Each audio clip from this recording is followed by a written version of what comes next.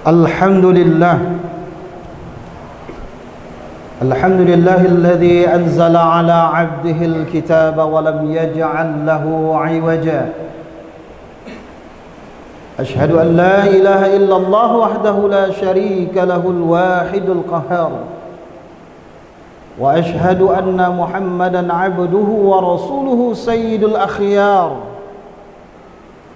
Allahumma fasalli wa sallim ala hadzal nabiyil karim wa ala alihi wa ashabihi wa man tabi'ahum bi ihsanin ila yaumiddin.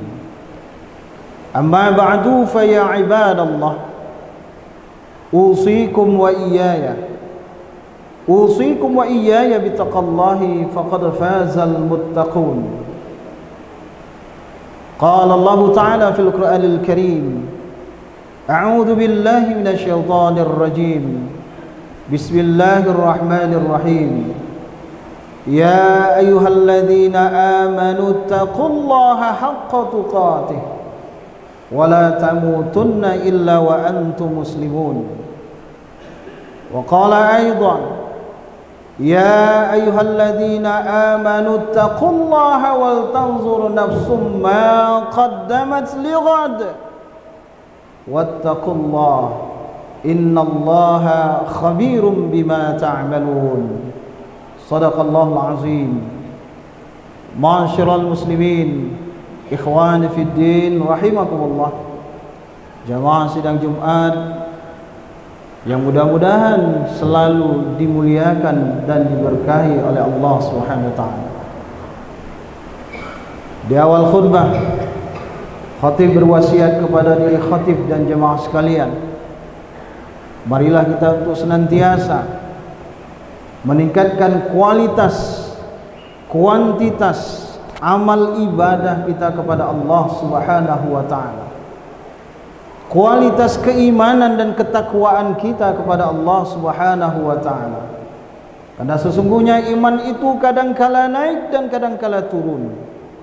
Kadangkala ia bertambah dan kadangkala ia berkurang. Al-imanu yazidu wa yanqus.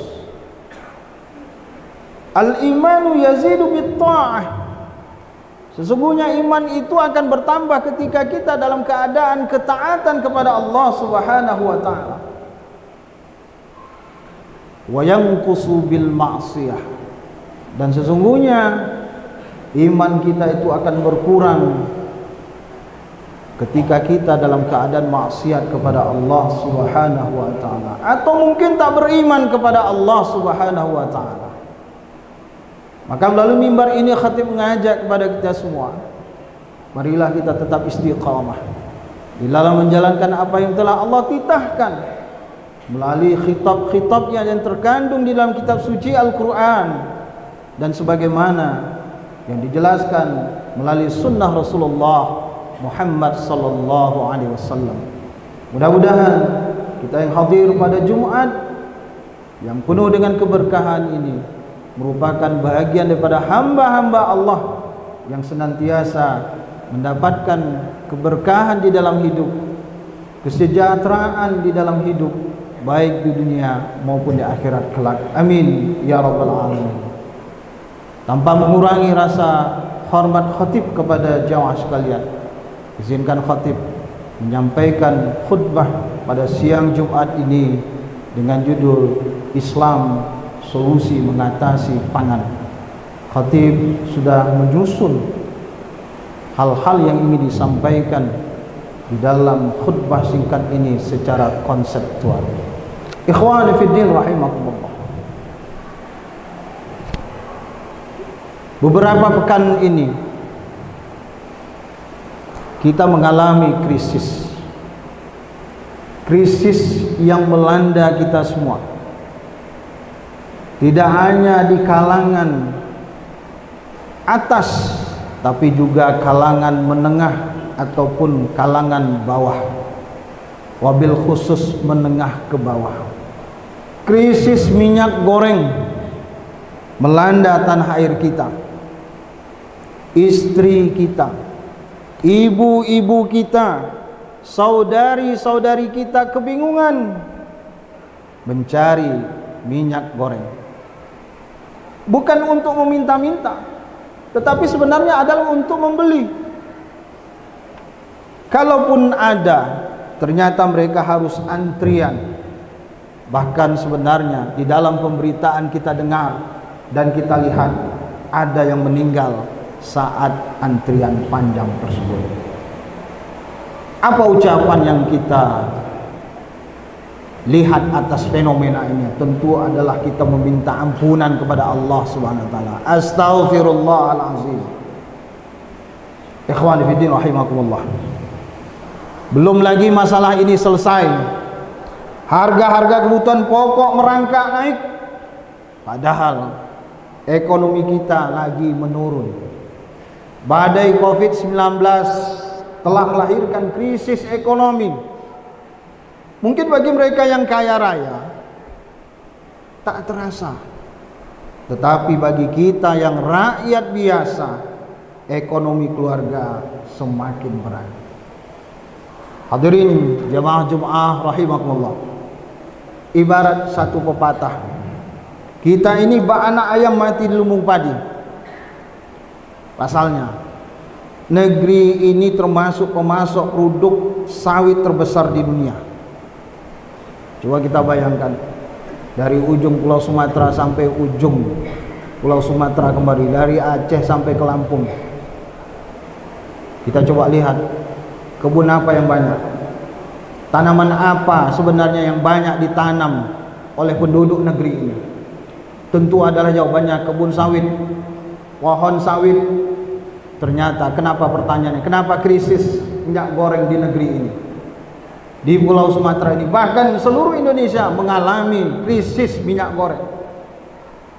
Ikhwan fillah rahimakumullah, ketika kita merujuk kepada catatan Kementerian Perindustrian, realisasi produksi minyak goreng sawit tahun 2021 mencapai 20,25 juta ton, sedangkan kebutuhan dalam negeri hanya sebesar 5,07 juta ton. Pertanyaannya, lalu mengapa krisis ini terjadi? Ikhwan fillah rahimakumullah, pertama, ini menjadi bahan renungan kita. Bisa jadi kuat dugaan bahwa telah terjadi kartel alias penguasaan produksi dan pasar oleh sekelompok produsen. Mereka bekerjasama satu sama lain untuk mengeruk keuntungan dan menguasai pasar. Hal ini dimungkinkan terjadi. Apa pasalnya? Mulai dari perkebunan sawit hingga produksi minyak goreng sawit dikuasai oleh segelintir orang. Tetapi anehnya, yang dituduh justru rakyat telah menimbun. Ikhwan fillah rahimakumullah. Yang kedua, menjadi bahan perenungan bagi kita juga sebenarnya. Yang disalahkan siapa? Tentu yang punya kekuasaan. Kekuasaan di dalam memerintah, kekuasaan di dalam mengelola negara ini. Bagaimana mungkin sebenarnya pemerintah mengizinkan para pengusaha tetap mengekspor minyak goreng ke luar negeri di tengah kelangkaan barang ini? Beginilah sebenarnya ketika kita melihat fakta pengelolaan negara yang boleh disebut jauh daripada nilai-nilai Islam. Oleh karena itu, ikhwani fillah rahimakumullah, ketahuilah bahwa Islam punya solusi atas masalah ini. Islam sudah menata perdagangan serta ketersediaan kebutuhan pokok dan pendistribusiannya ke tengah-tengah kehidupan masyarakat kita. Tidak ada tempat kecurangan di dalam perdagangan. Contoh, mencurangi timbangan dilarang di dalam Islam. Apa hukumnya? Haram. Menipu konsumen, apa hukumnya? Haram, dilarang. Mempermainkan harga, spekulasi harga, apa hukumnya? Haram. Aturan-aturan di dalam Islam sudah mengatur bagaimana sebenarnya etika perdagangan, etika di dalam muamalah. Karena semuanya yang disebutkan tadi adalah haram. Oleh karena itu Nabi SAW dalam hadisnya memberikan pujian kepada para pedagang yang jujur dan terpercaya. Beliau bersabda, "At-tajir al-amin as-saduq al-muslim ma'an nabiyyin was-siddiqin wasyuhada'i yaumil qiyamah." Sesungguhnya seorang pedagang muslim yang jujur lagi amanah akan dikumpulkan bersama para nabi, para siddiqin dan para syuhada di hari kiamat nanti. Ikhwan fillah rahimakumullah.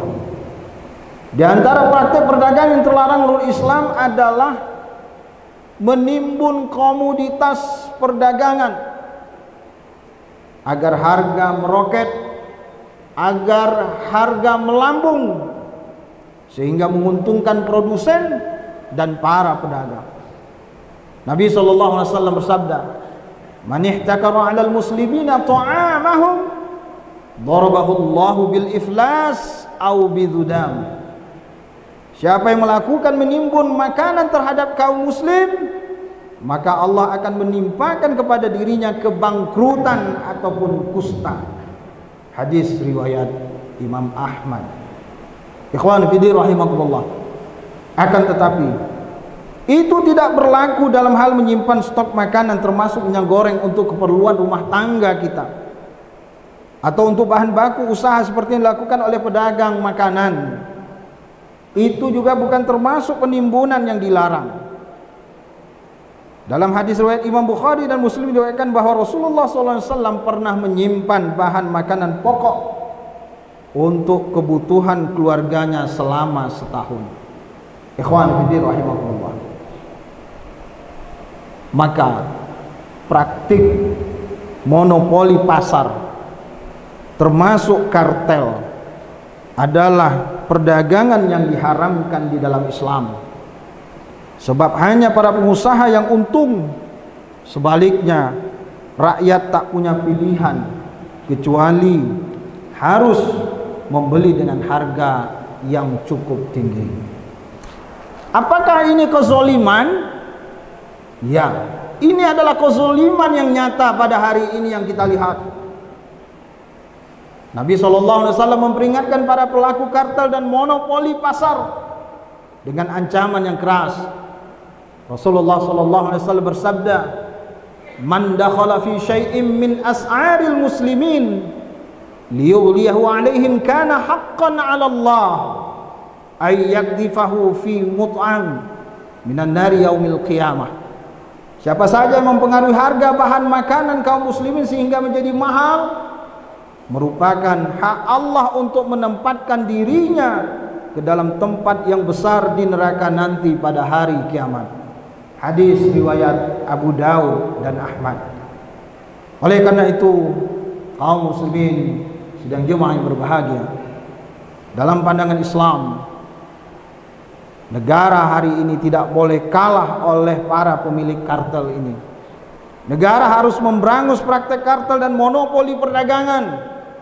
Inilah kewajiban negara untuk mengayomi dan melindungi rakyat, melindungi hajat hidup masyarakat, serta menjaga keamanan dan ketertiban termasuk dalam perdagangan. Disinilah kewajiban negara. Hadirnya negara di dalam menyelesaikan persoalan krisis ekonomi hari ini. Ikhwan fillah rahimakumullah. Dulu Khalifah Umar bin Khattab melakukan larangan praktik monopoli di pasar-pasar milik kaum muslim. Khalifah Umar pernah bertanya kepada Hatib bin Abi Balta'ah, "Bagaimana cara engkau menjual barang wahai Hatib?" Ia menjawab, "Dengan utang." Lalu Khalifah Umar berkata, "Kalian berjualan di pintu, halaman atau pasar milik kami, tetapi kalian mencekik leher kami. Kemudian kalian menjual barang dengan harga sesuka hati kalian. Juallah satu sok, Bila tidak, janganlah engkau berjualan di pasar-pasar milik kami, atau pergilah kalian ke daerah lain dan imporlah barang dagangan dari sana, lalu juallah dengan harga sekehendak kalian. Hal ini diceritakan di dalam Rawas Qal'ahji Mausu'ah Fikih Umar bin Khattab halaman 28. Ikhwan fillah rahimakumullah. Oleh karena itu, mari kita melaksanakan ajaran Islam yang penuh dengan kemuliaan, yang penuh dengan pengaturan yang sempurna dan komprehensif di dalam penerapan syariah Islam secara kafah. Maka berbagai masalah umat ini dalam berbagai bidang, termasuk bidang perdagangan atau perekonomian, pendistribusian, akan terselesaikan. Sebaliknya, tanpa aturan Islam, kezaliman akan terus kita saksi dan kita akan menjadi korban selalu. Ikhwan fillah rahimakumullah. Oleh karena itu, marilah kita berjuang untuk menjadikan nilai-nilai ajaran Islam sebagai tuntunan kehidupan di dalam seluruh aspek kehidupan kita, seluruh aspek persoalan dan permasalahan kita. Fa'tabiru ya ulil absar la'allakum tuflihun. Allahumma shalli ala sayyidina Muhammad wa sallim wa radiyallahu tabaraka wa ta'ala an kulli sahabati rasulillahi ajma'in.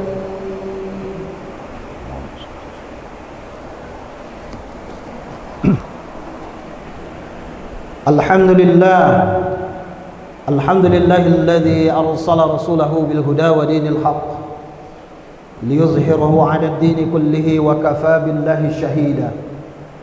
Ashhadu an la ilaha illallah wahdahu la sharika lah wa ashhadu anna Muhammadan 'abduhu wa rasuluhu la nabiyya wa la rasula ba'da. Allahumma fashalli wa sallim 'ala hadzal nabiyil karim wa ala alihi wa ashabihi wa man tabi'ahum bi ihsanin ila yaumiddin. Amma ba'du, fa ya ibadallah, usikum wa nafsi bittaqwallahi faqad fazal muttaqun. Qala Allah ta'ala fil Qur'anil Karim, a'udzu billahi minasy syaithanir rajim. Bismillahir rahim. Wa tazawwadu fa inna khairaz zadi taqwa wattaquni ya ulil albab. Maka hendaklah kamu mempersiapkan bekal. Sebaik-baiknya bekal ialah takwa. Maka bertakwalah kamu kepada Allah, wahai orang-orang yang berakal. Innallaha wa malaikatahu yusholluna 'alan nabi ya ayyuhalladzina amanu shallu 'alaihi wa sallimu taslima. Allahumma shalli 'ala sayyidina Muhammad wa 'ala ali sayyidina Muhammad kama shallaita 'ala sayyidina Ibrahim wa 'ala ali sayyidina Ibrahim.